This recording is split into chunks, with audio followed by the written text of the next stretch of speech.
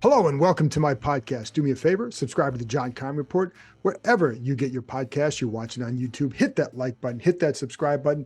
You can find us there as part of Ampire Media. That's AMPIRE.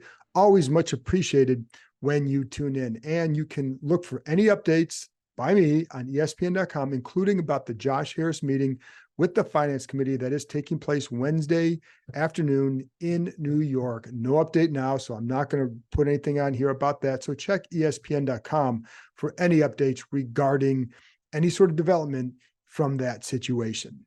Also, and I told you the other day, and I was going to do a special Zoom for several of you. I'm going to wait till Thursday. I'll do that on the Thursday podcast, kind of announce or tell you how you can get that if you want to be part of that. I'll get a couple people off YouTube, get a couple people off Twitter. We'll have some fun probably next Monday or Tuesday, and then call it, we'll talk to you then some point later in the season, whatever. Anyway, I'll do that soon. So stay tuned for that. I'll announce on Thursday what you can do to become part of that group. So today, back on the field, talking about minicamp day 2. So I got a lot of stuff for you. So let's get to it. Let's start with Chase Young again, because there was a report about how they will be open to listening to offers for him, where they're not shopping him. And nobody's going to be calling about him at this point.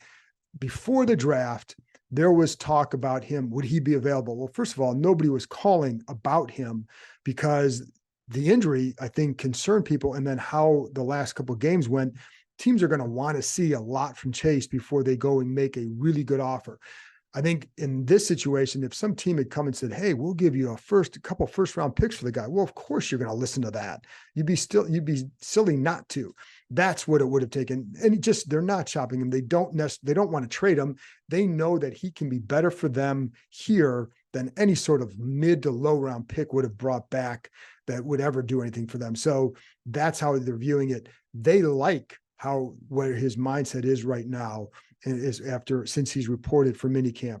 They like what they've seen on the field. Now, granted, no contact, but I think it's more like the explosion. How does that look? The quickness, how does that look? Again, I told you the other day, the lack of stutter steps, that on his rushes, that's all good for them. Now, again, you got to produce on Sundays, and what they did tell him is what they've said out publicly. You produce, they're going to find a way to keep you. And a big key to that, folks, is Sam Howell's contract. That having him on a rookie deal, that's the way. If you want to know how they can keep those 4 D linemen together, it's because of Howell's contract. Now, if he hits in a few years, it's going to be a little bit different. But if he hits in a few years, you're going to have a really good quarterback. So it can offset some losses that you get along the way.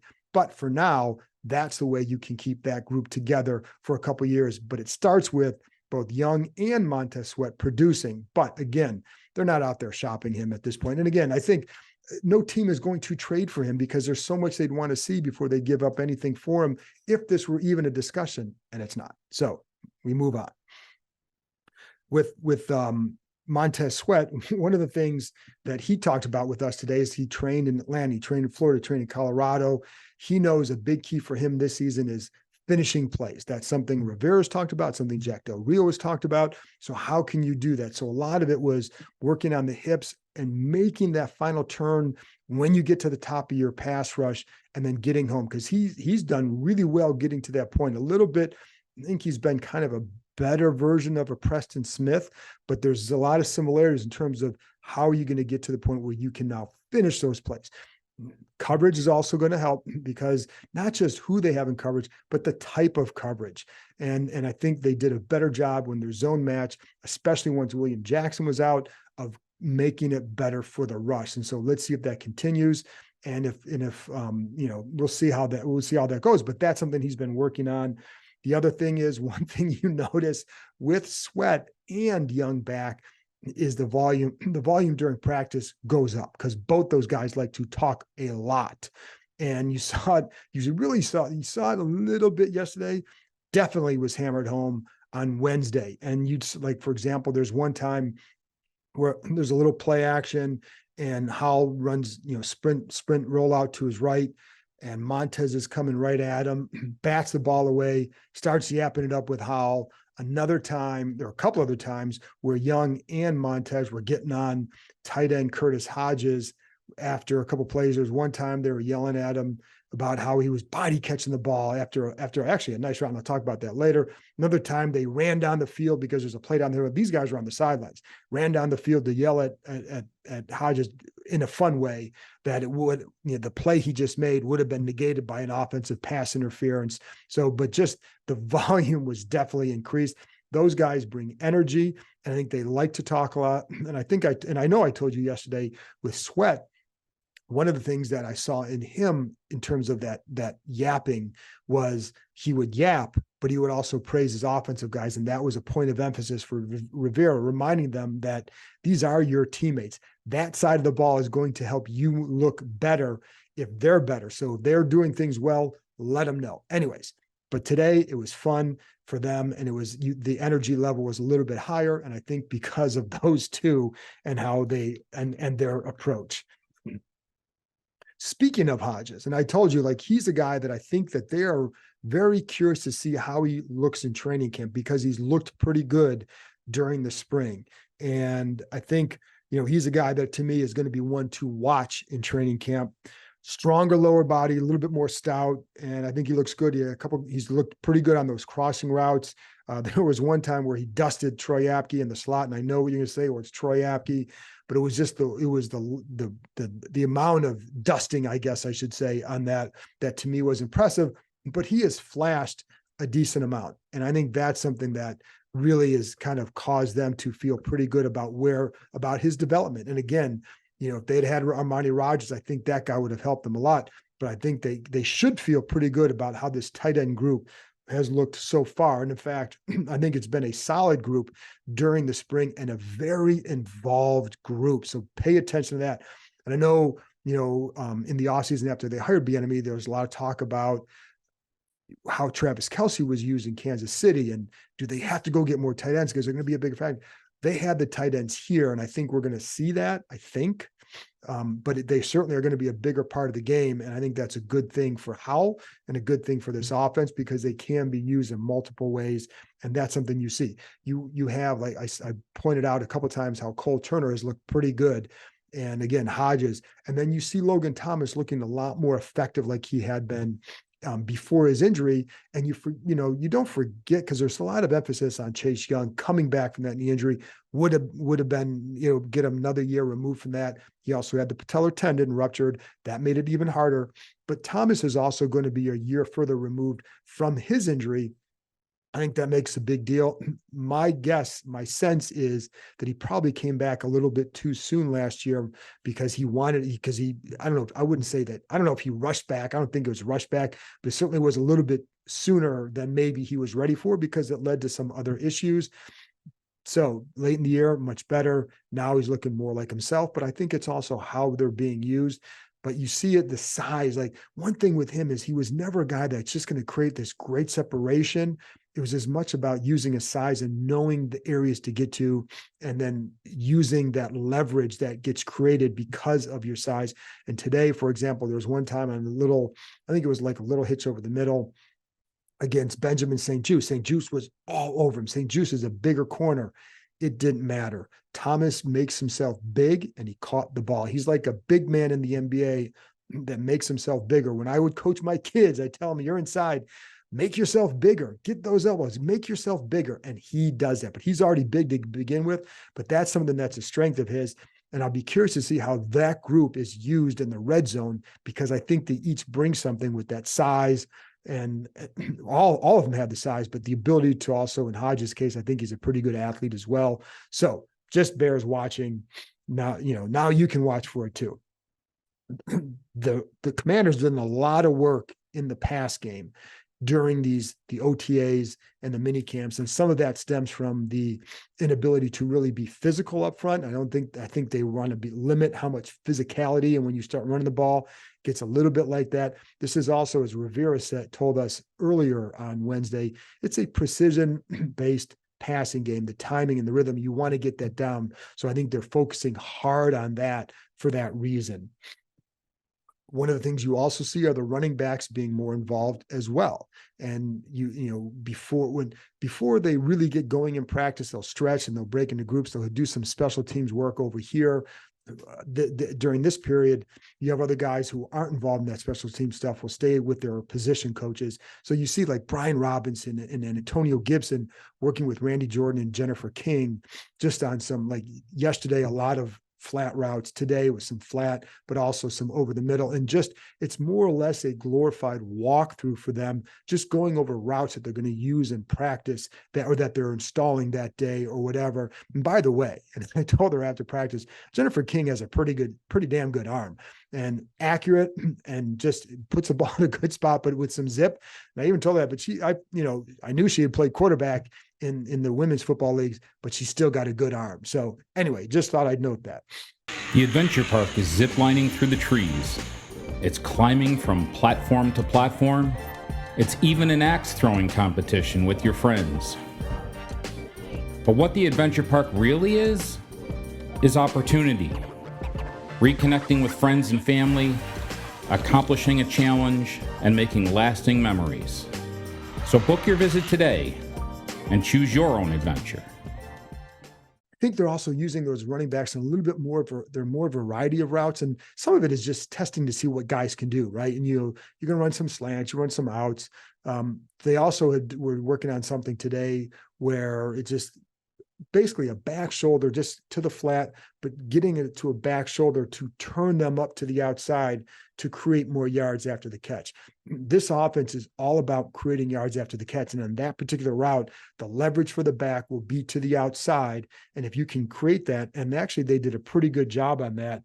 All the backs did. I really like how Antonio Gibson catches the ball. He's very smooth with it. And I know he played receiver in college, but he does have really good hands. And I think it's going to be, they certainly feel like there's more that he can do for them. And it's funny how many times you talk to some coaches about a guy or somebody about a guy here, and they're like, yeah, they wish he had been used more, a little bit differently in the past. Well, you can't do that with everybody because somebody's always going to be left out. There's only one ball and there's only going to be so many plays you can run. But I think Gibson's a guy where they feel like definitely more can be done with him. Another guy, Jarrett Patterson, his hands look to be improved so far. That was something he's worked a lot on in the offseason. So, and I think, when he was drafted, he seemed like a guy who should become a third down type guy. But that's not really what he was. His hands weren't very good and he had to work on it, but he has. So let's see what that means in training camp and then in the preseason games. The screen game, got to talk about that because that's been a noticeable difference. Now, Bieniemy coming from KC was as good as anybody in running the screen game. This offense has run it very well at times in practice. In fact, some of their biggest plays since when we've been able to watch have come off screens, and there were two today. They ran a screen 3 times. 2 were very good. And I think so let's talk a little bit about that. I think they set it up better. I think one of the things in the past last year, when Armani Rogers was out there, that tight end screen I thought worked really well. He's athletic. They could put him in a certain spot. But there are other times where I thought, wow, that screen looked like it should have gained 30 or 40 yards. Like it is there. There are 3 blockers. There's 2 defenders. Get your guy, and it's a huge gain. But they really couldn't do it all that well. Now, sometimes it was, how far are you asking those guys to run? And could those guys do that in space? It wasn't their strength. So while it may look good on paper, maybe it didn't fit necessarily the personnel, or maybe something could have been set up a little bit better. But that's what you're seeing here. So that's something to, again, another thing to pay attention to is exactly that. And today there were a couple. One worked great, and it was to Antonio Gibson. And this is where going over things before practice and Bieniemy's attention to detail or demand to detail really matters. So, little screen to the left, and Gibson has a wall in front of him. Would have gone for a long game. And the funny thing is, I don't know who said it, but on the defense, they're like, "Oh, they need a trick play," and someone on the offense said, it was a screen. Screens aren't trick plays. It's a well-designed, executed play. But he had a wall of blockers in front of him, and very good. And then another time there was a screen to Jonathan Williams, Nolan Laufenberg gets out front, blocks the one guy who's just enough obstruction of a guy who's out there. That too was a big game. Now let's go back to the Gibson one, because I think you'll like this. So they're kind of in a group setting before they get to the full teamwork, right? And there was one time where they ran a screen. It was that screen, but Gibson was not at the proper depth. He was either at the line or ahead of the line. And he was too close to the blockers. That's not where Bieniemy wanted him. So he yells at them to basically yelled at him, he's get the same effing group out there and run it again. And he yelled at Gibson to be behind the line of scrimmage. He was adamant about that. So they run it again. Gibson's behind the line. The depth works well, and it was executed well. And then you saw that during the practice. That's the sort of stuff. That's again where the big word that you hear from players when they talk about Bieniemy is accountability, holding them accountable. That was a play where they did not run it right. He holds Gibson accountable, goes and runs it again, gets it right. Big play during practice. He also did that with Jahan Dotson during one play where it was a jet pass, or jet sweep, excuse me. I think it was a jet sweep. I think that's what it was. Jet sweep, jet pass. I can't remember which one it was, but he goes to the outside. He didn't like that Dotson took it too far outside. So they had him run it again just to get him used to seeing what you see here. And then you have to react accordingly. And on that particular, what you saw there, you need to keep it more. You can't be cutting outside. That's not where the big gain is going to be. And they ran it again and it worked. So that's something. And, the funny thing is about the screens, we asked Dotson about that afterwards. And he just said, hey, they have some very crafty screens. Now, and again, in the past, you could use it to different groups, receivers, tight ends, running backs. But I also think it's how you set it up, when you use it, and then the execution, but setting it up is such a big key. And I think Howell has done a good job in his execution with that as well. All right, so another time going back to the Bieniemy, I enjoy talking about him because I think it's really different what he's doing as an OC. Maybe not really different, but certainly compared to what we saw from Scott Turner, and a little bit different than what I've seen from some other coordinators, just in terms of the demands that he puts on them and making sure they get it right. And they know. It's funny because I even asked Dotson after practice, is it a little bit in your head when you're out there like, oh, I better do this right, I'm going to get yelled at? He goes, no, you're not really thinking that. You have to play free. He just said, besides, he's going to yell anyway.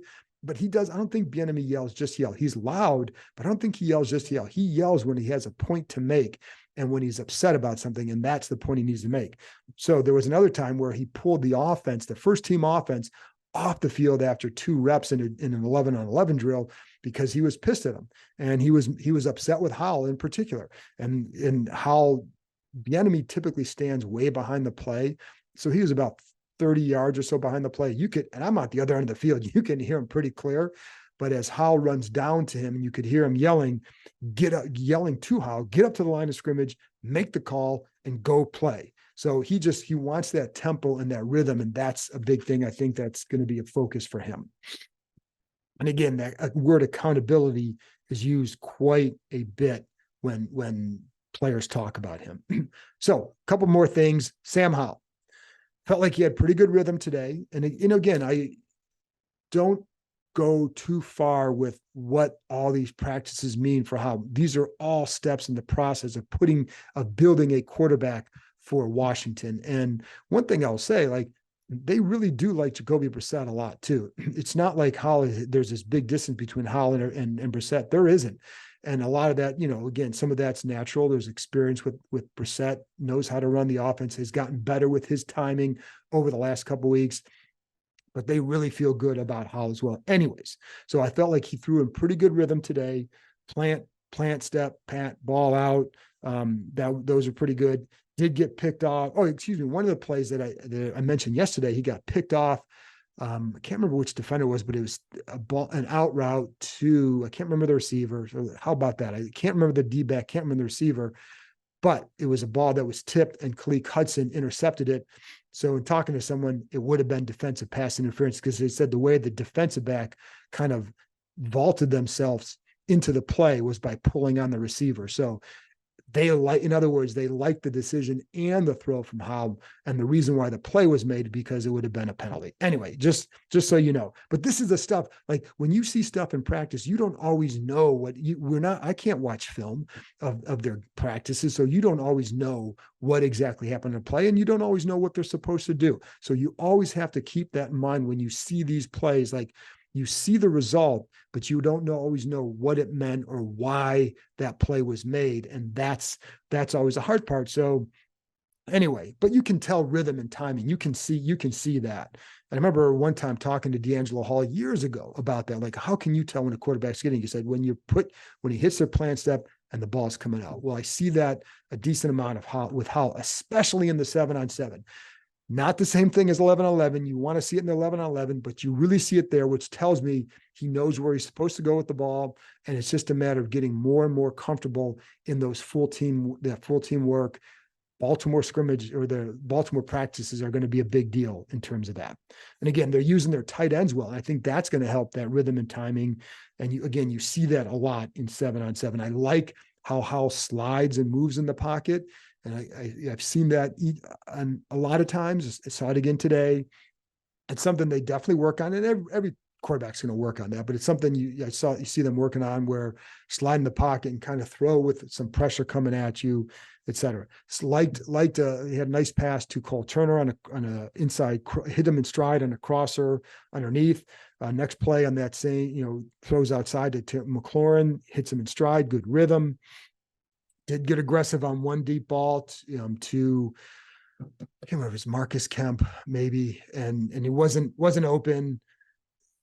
I felt like he had McLaurin on the other side, but you take a shot, and this is what the spring is for. Take your shot, see what you can do, but then learn from it, because if it's something you can't do and you still continue to do it, or if it's not there and you still continue to do it, then that becomes your problem. Right now, try to make some plays and then learn what you can and can't do.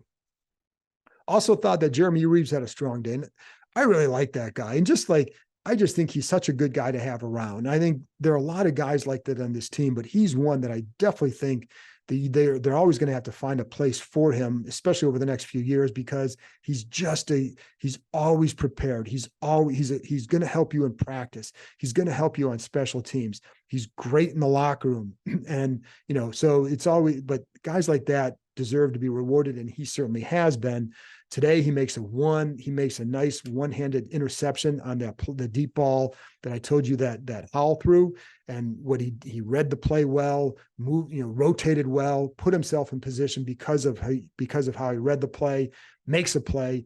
Earlier in the day, makes another play. Actually, he didn't make a play. However, what he did do is took away the offense's ability to make a play simply by rotating the right time into the right area.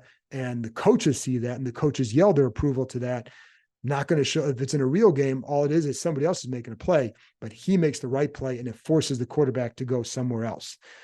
Anyway, and as far as like Brissett, I wouldn't say a whole lot jumped out to me today for me or to me about him. But I just say, I think his rhythm and timing are improving. And, I think you kind of know what you have with him. It's just a matter of him getting comfortable in the offense. I think Howell is still the one where you say, where can he get to and when? That's going to be a big key as well. Let's take a couple more minutes on a couple things. Offensive line, Braden Daniels was, what the hell I say Rashid? I don't know who Rashid Daniels is. Braden Daniels. I told you yesterday he was working at left guard. They want to get him some reps there, but he was back at left tackle today, working with the third unit.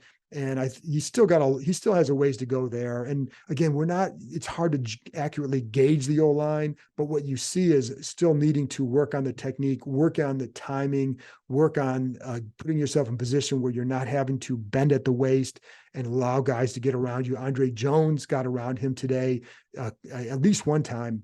And a lot of it is in that second step, he tends to lunge and bend and allows the guy to get around him. So I think they're just going to have to work with his feet. He's got good feet. You just have to work with them to get better technique, or you end up with a future guard. And that's okay too, because he's not a guy that I think they're going to play a lot this year. Certainly not a tackle unless there's an emergency. but he's a guy that they feel like could develop there. So can he get there? And if not, you can get him back inside. And I think they've also liked how Cornelius Lucas has looked during these practices. So I think they feel pretty good about, you have Lucas, you have Wiley, you have Leno. And if they really needed to, you could always put Kazim back out there, but he wants to stay inside a guard. And I think he's liking that, just being at one spot. Couple more things. Benjamin St-Juste, what they're doing with the corners, I told you before, it's St-Juste, Fuller. You have obviously Emmanuel Forbes. Forbes has been working on the outside. And again, I told you he's an outside corner who they want to see if he can occasionally play inside, whether if it's an emergency or if there's a coverage you want to rotate to. Wild Goose has been playing inside there.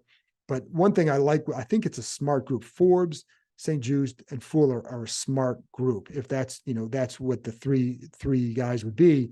There was one time, like Forbes, you don't see getting beat a lot on assignments.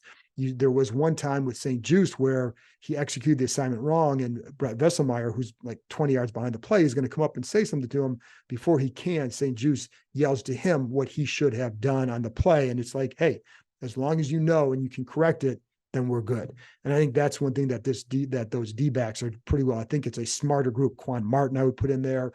I think those safeties are, Cam Curl, who is not working during full team stuff, but he's obviously very smart. I think the other ones are going to be very good too, like that. So it's a potentially a good secondary. So I think that's good for Washington. Percy Butler made a play today, coming up fast against to the flat against Antonio Gibson. So just, the early returns on that group have been solid. So one step, June 7th, we'll see from there where it goes. But right now, they look pretty good.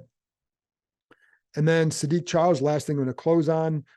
We talked to him after practice today. He said one of the things that, in talking to people here, they feel like his confidence is a lot better, that it took a little bit of a hit the last couple of years because of how things developed, whether he wasn't playing as well or he'd get in there and get hurt. And so it leads to inconsistencies, which leads to sometimes some wounded confidence. And so they feel like his confidence is a lot better. I think that's why they like getting him a lot of reps with the starters in the spring, because it gives him that feeling like that this is where he should be, but it's also repairing his entire game.